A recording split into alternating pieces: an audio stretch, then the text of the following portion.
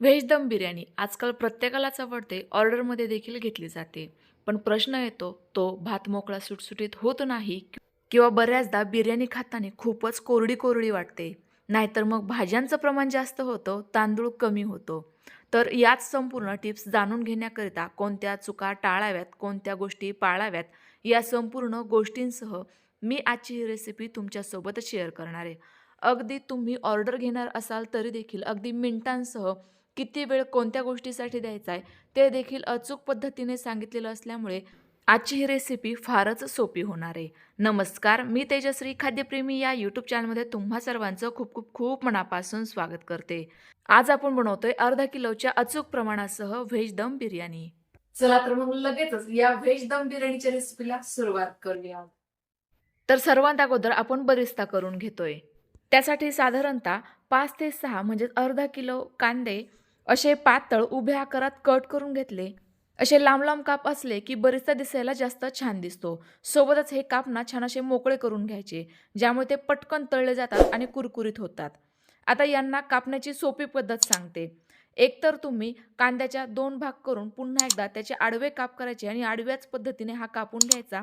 नसेल शक्य तर डायरेक्ट किसणीने म्हणजेच वेफरची जी किसणी असते ना, तिने किसून घ्यायचा. अगदी मस्त असा मोकळा सुटसुटीत कांदा कापला जातो. आता आपण गॅसची फ्लेम एकदम फुल ठेवलेली आहे. कडकडीत तेलामध्ये कढईत मावेल इतके कांद्याचे काप घातले तर बघा जरा वेळातच हे छान असे सॉफ्ट झाले. हलकासा यांना गुलाबीसर रंग आलाय. आता यापुढे यांना तळायला जास्त वेळ लागणार नाहीये. त्यामुळे गॅसची फ्लेम एकदम कमी केली आणि नंतर पुन्हा एकदा फक्त मिनिटभराकरिता हे तळून घेतलं. साधारणतः सुरुवातीपासून ते आत्तापर्यंत 3 मिनिटे मला लागली असेल हा अशा पद्धतीचा बरिस्ता तयार होण्याकरिता. हलकासा बदामीसर रंग आलाय. लगेचच हे ताटामध्ये काढून घेते. कारण ताटामध्ये काढल्यानंतर देखील याची कुकिंग प्रोसेस चालूच राहणार आहे, तर डार्क रंग येऊ शकतो. बरेच जण काय करतात, कांद्याचा काप तयार केल्यानंतर लगेचच त्यामध्ये मीठ घालतात आणि कांदा पिळून घेतात. असं केल्यामुळे एकतर त्यातील पौष्टिक घटक निघून जातात आणि सोबतच कांदा जास्त लवकर नरम पडतो. त्यामुळे मी आपल्या रेग्युलरच्या पद्धतीने संपूर्ण कांदा छान असा तळून घेतलेला आहे, कुरकुरीत झालाय. आता सर्वात शेवटी यावर थोडंसं मीठ घातलं जेणेकरून या बरिस्त्याला टेस्ट आणखी जास्त छान येईल. तर बघा छान असा कुरकुरीत आणि मोकळा सुटसुटीत बरिस्ता तयार झालाय. आता सेम तेलामध्ये 7 ते 8 काजूच्या पाकळ्या देखील तळून घेते. अगदी हलकासा बदामीचा रंग आला की लगेच या तेलातून काढून घ्यायच्या.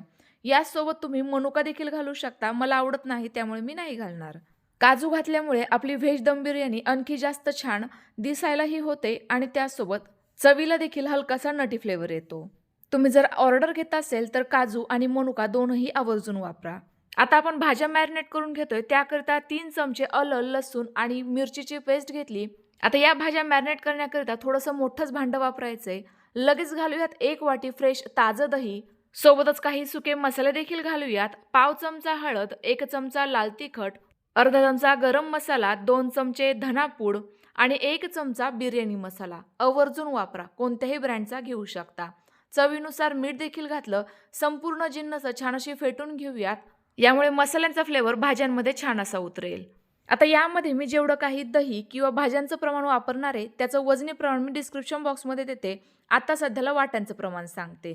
तयार झालेल्या मिश्रणामध्ये 1 वाटी ताजा हिरवा वाटाणा घातलाय, 1 वाटी गाजराचे तुकडे, 1 वाटी फ्लावरचे तुरे, छोट्या आकारात कट करून घेतलेली 1 वाटी फरसबी, 1 वाटी शिमला मिरची, 7 ते 8 क्यूब पनीर आणि 1.5 वाटी लाल बुंद टोमॅटो. टोमॅटो छान असा बारीक चिरूनच घ्यायचा. यामुळे ग्रेव्ही छान रसरशीत होते. आता 10 ते 12 पुदिन्याची पाने आणि पाव वाटी बारीक चिरलेली कोथिंबीर घातली. तर आता हा आपला बरिस्ता थंड झाल्यानंतर बघा काय मस्त कुरकुरीत तयार झालेला आहे. रंग अगदी सुरेख आलाय. आता 1 ते 1.5 मूठ म्हणजेच अंदाजानेच थोडासा बरिस्ता या भाज्यांमध्येच घालायचा आहे. बरिस्ता घालताना थोडासा कुस्करून घाला, ज्यामुळे याचा फ्लेवर भाज्यांमध्ये छान उतरेल. आता व्यवस्थित असं संपूर्ण साहित्य मिक्स करून घेऊ. यामुळे आपल्या दह्याचं किंवा मसाल्यांचं कोटिंग भाज्यांना छान असं व्यवस्थित होईल. आता या भाज्या आपल्याला कमीत कमी 15 ते 20 मिनिटाकरिता छान अशा मुरत ठेवायच्या आहेत, म्हणजेच मॅरिनेट करायला ठेवायच्या आहेत. तोपर्यंत आपण भाताची तयारी करूयात. त्याकरिता एका जाडबुडाच्या पातेल्यामध्ये साधारणतः 5 तांबे म्हणजेच तांदळाच्या 5 पट पाणी गरम होण्याकरिता ठेवलंय. लगेच यामध्ये खडा मसाले घालूयात. 4 ते 5 तमालपत्र, 5 लवंग, 5 काळी मिरी, 1 स्टार फूल, 1.5 इंच दालचिनी, 3 हिरवी वेलची आणि अर्धा चमचा शहाजिरे घातलेत. आता या पाण्याला छान अशी खळखळून उकळी काढून घेऊयात. तोपर्यंत आपण तांदूळ बघूयात. तर त्यासाठी मी अर्धा किलो बासमती लांब दाण्यांचा आणि जुना तांदूळ घेतलाय. जेवढा तांदूळ पिवळसर रंगाचा असेल तेवढा तो जुना आहे असं ओळखायचं. तांदूळ व्यवस्थित स्वच्छ धुवून घेऊयात. आता हा मी भिजत ठेवणार नाहीये. तुम्हाला वाटत असेल तर तुम्ही भिजवून घेऊ शकता. पण आपण जी पद्धत वापरतोय त्यामध्ये तांदूळ शिजायला अजिबात जास्तीचा वेळ लागत नाही. त्यामुळे मी नाही भिजवून घेतला. कारण भिजत ठेवला की तांदूळ पटकन शिजतो आणि यामुळे तांदूळ जास्त शिजण्याची देखील शक्यता असते. एवढ्या वेळामध्ये आपल्या पाण्याला देखील छान अशी खळखळून उकळी आली होती. आता यामध्ये 4 चमचे मीठ घातलं. अर्ध्या लिंबाचा रस घालूयात. तर लिंबाचा रस घातल्याबरोबर बघा पिवळसर झालेलं पाणी छान असं पांढरं शुभ्र झालंय. यामुळे आपला तांदूळ देखील छान असा पांढरा शुभ्रच तयार होतो. तांदळामध्ये मसाल्यांचा फ्लेवर तर उतरतो पण रंग उतरत नाही. आता स्वच्छ धुवून घेतलेला तांदूळ लगेच या पाण्यामध्ये घालू. या वेळेला गॅसची फ्लेम फुलच ठेवायची आणि पाणी देखील छान असं खळखळतं उकळलेलंच असावं. आता 1 ते 2 वेळेला याला छान असं ढवळून देऊ. तांदूळ शिजवताना महत्त्वाची स्टेप लक्षात ठेवायची. गॅसची फ्लेम फुल असावी, पाणी देखील खळखळतं उकळतं हवं आणि भांडं देखील मोठं वापरायचं. पाणी देखील जास्त प्रमाणात घालायचं. यामुळे तांदूळ छान असा मोकळा सुटसुटीत तयार होतो. तर साधारणतः सुरुवातीपासून ते आत्तापर्यंत फक्त मोजून 5 ते 6 मिनिटाकरिता हा तांदूळ शिजू दिला. तर बघा हा 70 ते 80% पर्यंत शिजला गेलाय. एक दाणा हातावर दाबून बघायचा, याचे 3 तुकडे होत आहेत. पण मऊसूद दबला जात नाहीये. याचा अर्थ आपला भात या ठिकाणी तयार झालाय. उकळत्या पाण्यामध्ये तांदूळ घातला की अगदी 5 मिनिटांमध्येच हा शिजवून तयार होतो. आता काही जणांना बिर्याणी खाताना खडा मसाले दातांखाली आलेले आवडत नाही. त्यांनी हे आत्ताच सेपरेट करून घ्यावे किंवा आवडत असल्यास राहू दिले तरी देखील चालणार आहे. आता शिजवून घेतलेला तांदूळ लगेचच आपल्याला चाळणीमध्ये काढून घ्यायचा. यामुळे यातील एक्स्ट्राचं पाणी पूर्णतः निघून जातं आणि त्यासोबत पटकन तांदूळ थंड होईल. तो ओव्हर कुक होणार नाही. तर त्यासाठी बघा मी एक खाली कढाई ठेवली आहे. त्यावर ही चाळणी ठेवली ज्यामुळे पाणी एक्स्ट्राचं संपूर्ण निथळून जाईल. आता आपला भातही तयार झालाय. एवढ्या वेळामध्ये भाज्या देखील छान अशा मॅरिनेट झालेल्या आहे. बघा काय मस्त यांना पाणी सुटलेलं आहे.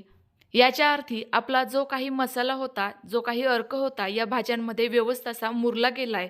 लगेच आता पुढील तयारी करूयात. त्याकरिता सेम असं छान जाडबुडाचंच पातेलं घेतलं. त्यामध्ये जे आपण बरेचदा तळलेला कांद्याचं तेल होतं ना, ते साधारणतः 50 ग्रॅम घेतलंय. लगेच यामध्ये या मॅरिनेट केलेल्या संपूर्ण भाज्या घालू. मी सांगितली या स्टेप बाय स्टेप पद्धतीने तुम्ही जर बिर्याणी बनवली ना, तर तुम्हाला खूपच सोपी वाटणार आहे. अगदी काही मिनिटांचं काम म्हटलं तरी देखील चालणार आहे. आता यामध्ये एक्स्ट्राचं कोणतंही साहित्य न घालता झाकण ठेवून फक्त 5 मिनिटाची वाफ काढून घेऊ. तर बघा 5 मिनिटानंतर झाकण खोलून बघतीये, मस्त अशी वाफ दबली गेली होती आणि यांना बघा काय छान असं तेल सुटलंय. टोमॅटो अगदी मऊसूत शिजला गेलाय. आता आपली बिर्याणी जास्त वेळ झाल्यानंतरही कोरडी होऊ नये याकरिता घालूयात फक्त कपभर पाणी. तर हे पाणी तांदूळ शिजवलेलंच होतं. यामुळे जो मसाल्यांचा फ्लेवर होतो तो आणखी जास्त छान उतरेल. तर बघा अगदी छान अशी आपली ग्रेव्ही तयार झाली आहे. आता लगेचच लेअर देऊयात. तांदूळही मोकळा सुटसुटीत तयार झालेला आहे बघा. मस्त असा पांढरा शुभ्र आणि लांब दाण्यांचा तयार झालाय. लगेच यामध्ये जेवढा तांदूळ आहे ना, त्यातील निम्मा तांदूळ एकसारखा व्यवस्थित असा पसरवून घालूयात. म्हणजे आपला पहिला लेअर तयार होईल. त्यावर आता थोडासा बरिस्ता घालायचा आहे. 4 ते 5 बारीक चिरलेली पुदिन्याची पाने, थोडीशी बारीक चिरलेली कोथिंबीर आणि तळून घेतलेल्या काजूच्या पाकळ्या घालायच्या. यासोबत तुम्ही मनुकाही घालू शकता. आवडत असल्यास थोडंसं साजूक तूपही घालू शकता. अर्धा चमचा बिर्याणी मसाला देखील घालायचा. यामुळे बिर्याणीला टेस्ट आणखी जास्त छान येते. आता आपण दुसरा लेअर तयार करून घेऊ. त्याकरिता उरलेला संपूर्ण तांदूळ यावर घालायचा आहे. पुन्हा एकदा पाव ते अर्धा चमचा आवडीनुसार थोडासा बिर्याणी मसाला घालायचा. म्हणजे या भाताला देखील छान अशी बिर्याणीची टेस्ट येते.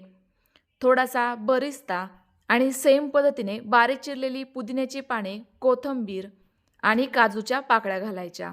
आवडत असल्यास तुम्ही पुन्हा एकदा थोडासा तुपाचा एखादा चमचा घालू शकता. साजूक तूप घातल्यामुळे देखील बिर्याणीला टेस्ट आणखी जास्त छान येते. आणि मी या ठिकाणी 7 ते 8 केसर काळी फक्त 3 चमचे दुधामध्ये भिजवून घेतलेली होती. आता हे केसर दूधही घालू. यामुळे टेस्टही छान येईल आणि त्याचसोबत तांदळाला रंगही मस्त येईल. आता लगेच यावर घट्ट बसणारं झाकण घालायचे. या झाकणाला माझ्या होल आहे, त्यामुळे यामध्ये थोडासा कागदाचा तुकडा घालते आणि फक्त 3 ते 4 मिनिटाकरिता फुल गॅसवर एक वाफ काढून घेते.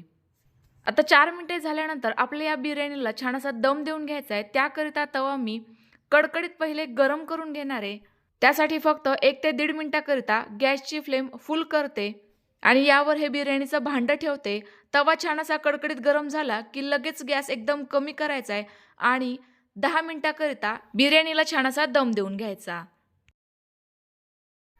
आपल्या झाकणातून अजिबात हवा बाहेर निघू नये याकरिता मी यावर जाड खलबत्ता पालथा घातलेला होता. 10 मिनिटे झाली आहेत. गॅस बंद करूयात आणि आपलं हे झाकण खोलून बघूयात. बघा काय मस्त आपल्या या बिर्याणीला दम बसलेला होता. भरपूर सारी यामध्ये वाफ दबली गेली होती. झाकण खोलल्याबरोबर आपल्या या बिर्याणीचा सुगंध घरभर दरवळायला सुरुवात झाली आहे. खूप मस्त अशी आपली ही व्हेज बिर्याणी तयार झाली. तुमच्या जर पातेल्यावर असं छान असं घट्ट बसणारं झाकण नसेल तर त्या झाकणाच्या साईडला एखादा पेपर किंवा मग आपलं कणिक जे असतं ना ते चिकटवून घेऊ शकता, ज्यामुळे दम अगदी परफेक्ट बसतो. तयार झाली बिर्याणी सर्व्ह कशी करायची ते सांगते. तर उलथानं डायरेक्ट असं खालपर्यंत रोवायचं आणि सहज अलगद असं वरती उचलायचं. यामुळे आपले तीनही लेयर अगदी सहजतेने वर उचलले जातात, एकसारखे येतात. आणि आता आपली ही बिर्याणी बघा काय मस्त अशी रसरशीत तयार झाली आहे. तांदूळ देखील छान असा पांढरा शुभ्र आणि लांब लांब दाण्याचा मऊसूत शिजला गेलाय, मोकळा सुटसुटीत आहे. भाज्या देखील अगदी परफेक्ट शिजल्या गेल्या आहेत, ना जास्त ओव्हर कुक झाल्यात ना जास्तच कच्च्या राहिलेल्या आहे. अगदी व्यवस्थित एकसारख्या दिसत आहेत. तर तुम्हाला आजची ही बिर्याणीची रेसिपी कशी वाटली कमेंट्स करून नक्की कळवा. मी सांगितलेल्या एकूण एक टिप्स नक्की वापरा आणि तुम्हाला कसा अनुभव आलाय हे देखील कळवा. रेसिपी आवडली असल्यास लाईक करा आणि जास्तीत जास्त शेअर करा. पुन्हा एकदा भेटूयात तुमच्याच आवडत्या छानशा नवीन रेसिपीसोबत. तोपर्यंत बाय बाय. येणाऱ्या 31 डिसेंबरला तुम्ही ही व्हेज बिर्याणीची रेसिपी नक्की ट्राय करून बघू शकता.